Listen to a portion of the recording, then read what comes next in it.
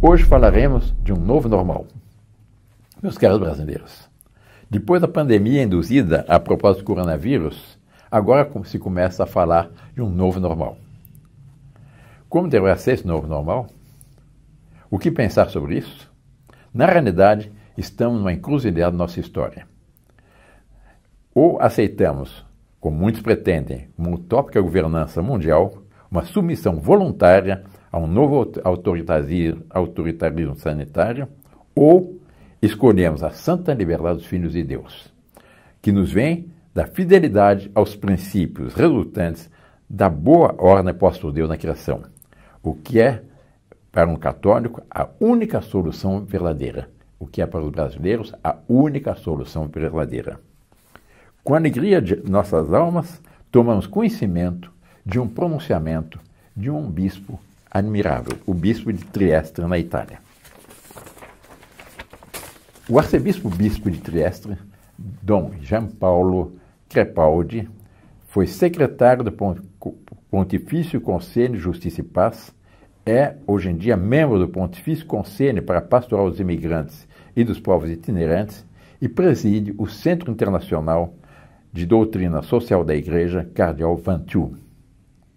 E, numa carta intitulada Depois do Coronavírus, o caminho para a verdadeira liberdade, ele aponta algumas diretrizes de ação junto com os princípios de reflexão e os critérios de juízo que formam parte da doutrina social da Santa Igreja Católica. Ele começa com o primeiro item, a verdadeira liberdade.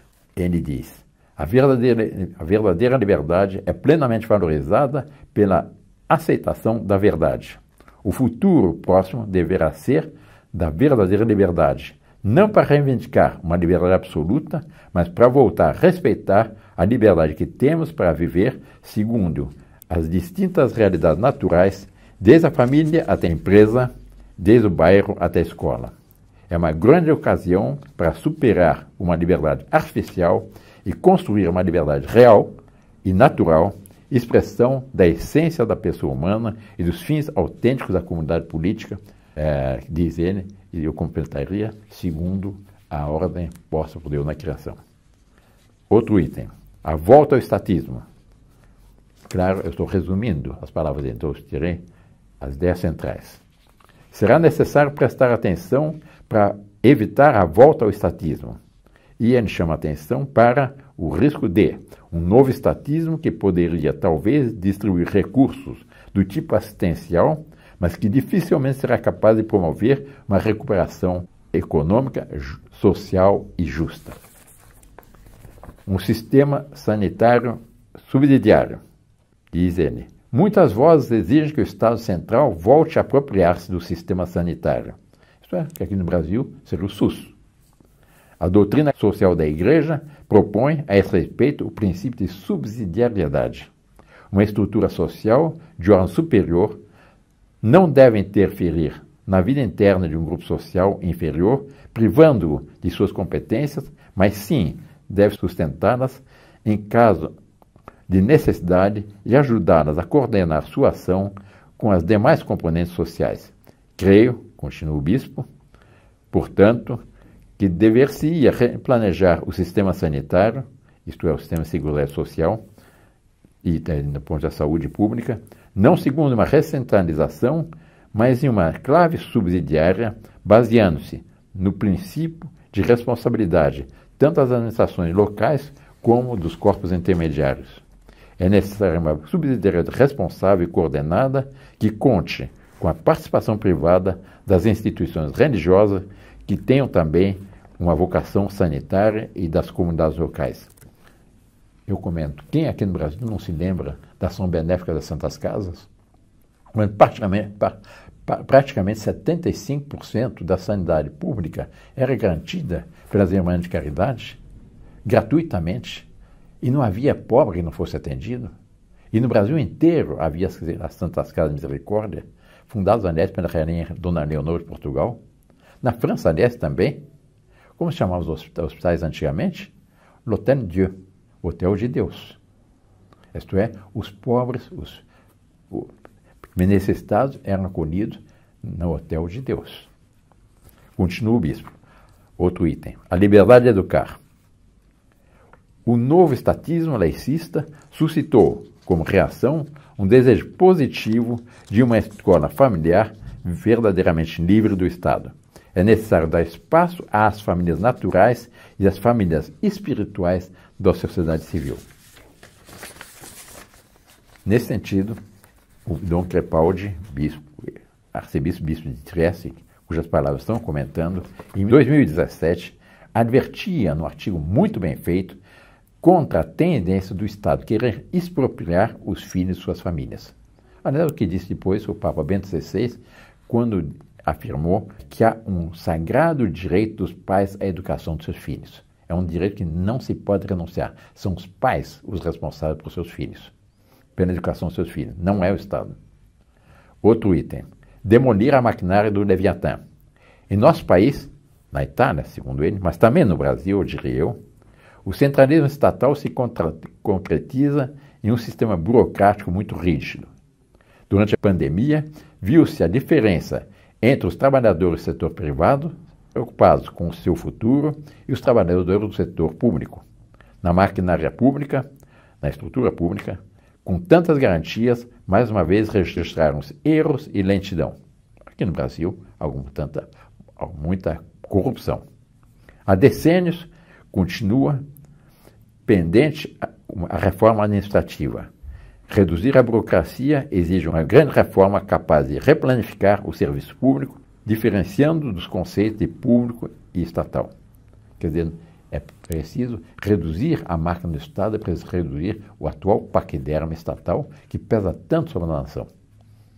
A verdadeira liberdade tributária, outro ponto importante do Brasil também. A verdadeira liberdade pela qual deve-se propugnar nesta fase de recuperação fiscal é também tributária. Não é apenas preciso evitar um imposto patrimonial, não, mas também a manutenção de uma tributação estatal mesquinha e opressiva. Quanto à semelhança com o Brasil.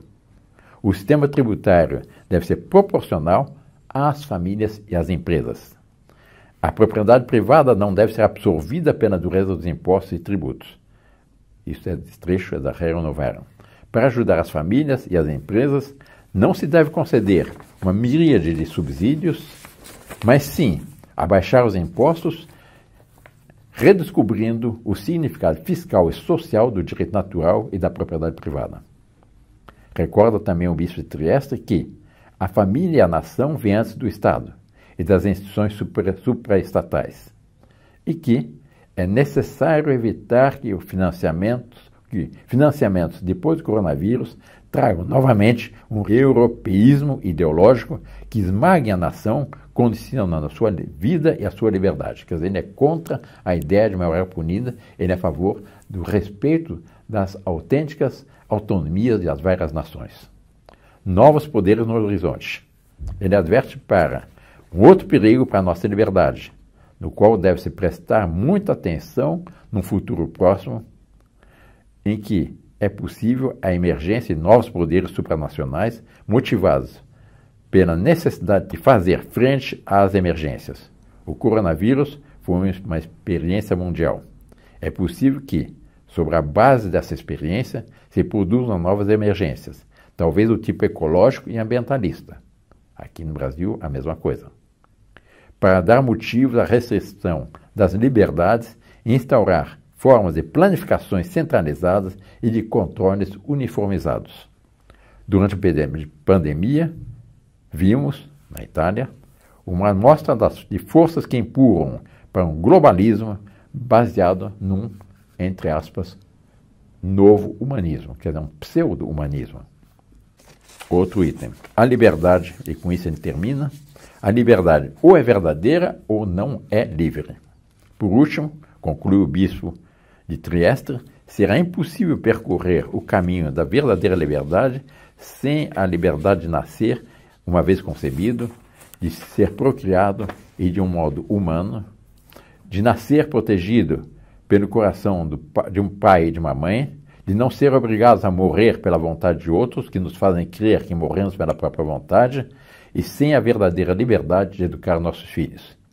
que a saída da crise da pandemia nos faça descobrir que, hoje em dia, o fator decisivo é cada vez mais o homem mesmo, e não as estruturas, e que, longe de Deus, o homem está inquieto e se faz frágil. Quanta sabedoria há na imortal doutrina da Santa Igreja Católica.